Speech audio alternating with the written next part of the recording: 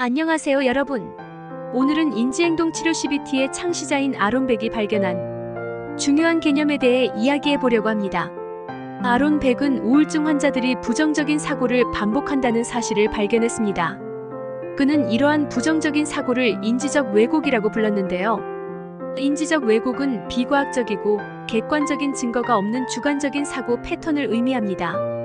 즉, 우리의 생각이 현실과 다르게 왜곡되어 있어 부정적인 감정을 강화하고 삶에 부정적인 영향을 미치게 되는 것이죠. 오늘은 이 인지적 왜곡의 12가지 종류를 하나씩 설명해 드리겠습니다. 1. 흑백사고. 첫 번째 인지적 왜곡은 흑백사고입니다. 의는 상황을 극단적으로 해석하는 사고 패턴입니다. 모든 것을 완벽하게 하거나 조금이라도 부족하면 완전히 실패로 간주하는 것이죠.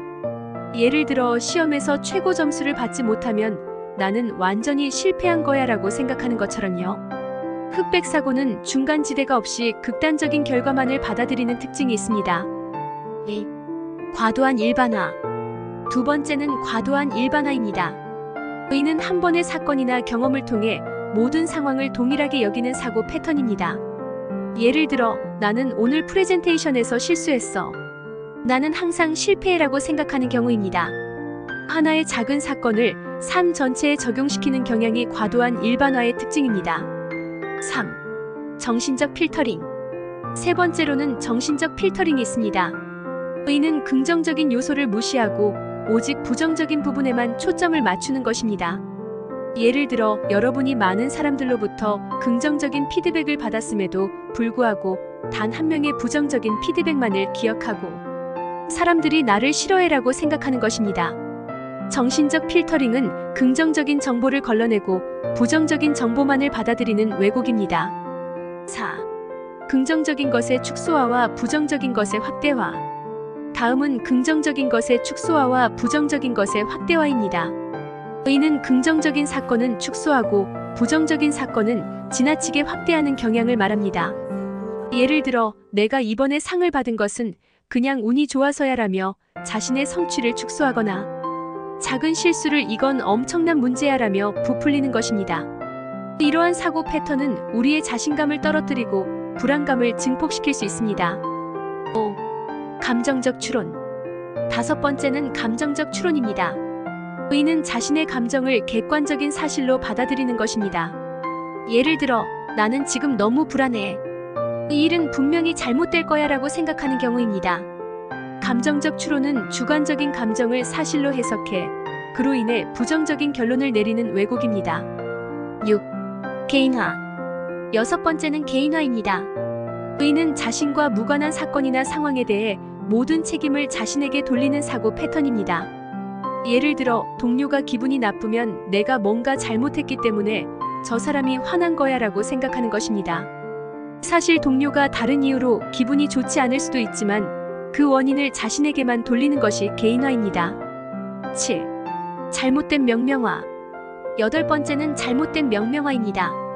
의는 자신이나 타인에게 부정적인 꼬리표를 붙이는 사고 패턴입니다. 예를 들어 나는 실패자야 또는 저 사람은 정말 이기적이야 라고 단정 짓는 것입니다. 한 번의 실수나 하나의 특성만으로 사람 전체를 평가하는 것이 잘못된 명명화입니다. 8.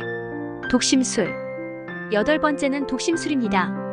의는 다른 사람이 자신에 대해 어떻게 생각할지 마치 알 수 있는 것처럼 행동하는 것입니다. 예를 들어 누군가가 자신을 쳐다보지 않았을 때 저 사람은 나를 싫어하는 게 분명이라고 생각하는 경우입니다. 실제로는 상대방의 생각을 알 수 없지만 자신의 부정적인 추측으로 결론을 내리는 것이 독심술입니다. 9. 재앙화. 아홉 번째는 재앙화입니다. 의는 상황이 최악의 방향으로 진행될 것이라고 믿는 사고 패턴입니다. 예를 들어 이 프로젝트가 실패하면 내 커리어는 완전히 끝날 거야 라고 생각하는 경우입니다.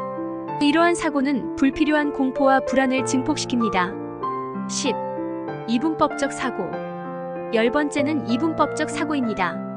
의는 세상을 이것 아니면 저것으로 극단적으로 나누는 사고 패턴입니다. 예를 들어 사람들을 좋은 사람 아니면 나쁜 사람으로만 판단하거나 상황을 성공 아니면 실패로만 보는 것입니다.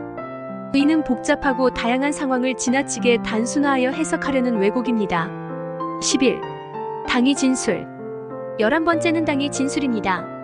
이는 해야 한다 또는 하지 말아야 한다와 같은 규칙을 스스로에게 강요하는 사고 패턴입니다. 예를 들어 나는 항상 완벽해야만 해 또는 나는 절대 실수해서는 안 돼와 같은 생각이 있습니다. 이러한 강박적인 자기 기대는 현실적으로 이루어지기 어려운 경우가 많아 좌절감과 스트레스를 유발할 수 있습니다. 12. 예언자적 사고. 예언자적 사고는 미래를 마치 확실히 예측할 수 있는 것처럼 생각하는 왜곡입니다. 예를 들어 다음 면접도 분명히 실패할 거야 라고 생각하는 것입니다. 이러한 사고는 실제로 일어나지 않은 미래를 부정적으로 단정 짓는 경향이 있습니다. 오늘은 아론 백의 인지행동 치료에서 다루는 인지적 왜곡의 12가지 유형에 대해 알아보았습니다. 이러한 왜곡된 사고 패턴들은 우리의 감정과 행동에 큰 영향을 미칠 수 있습니다. 하지만 이를 인식하고 수정하려는 노력을 통해 우리는 더 건강하고 긍정적인 사고방식을 가질 수 있습니다. 다음 영상에서는 인지적 왜곡과 같은 자동사고를 변화시키는 인지치료 기법을 공유하도록 하겠습니다. 시청해주셔서 감사합니다. 좋아요와 구독 부탁드려요.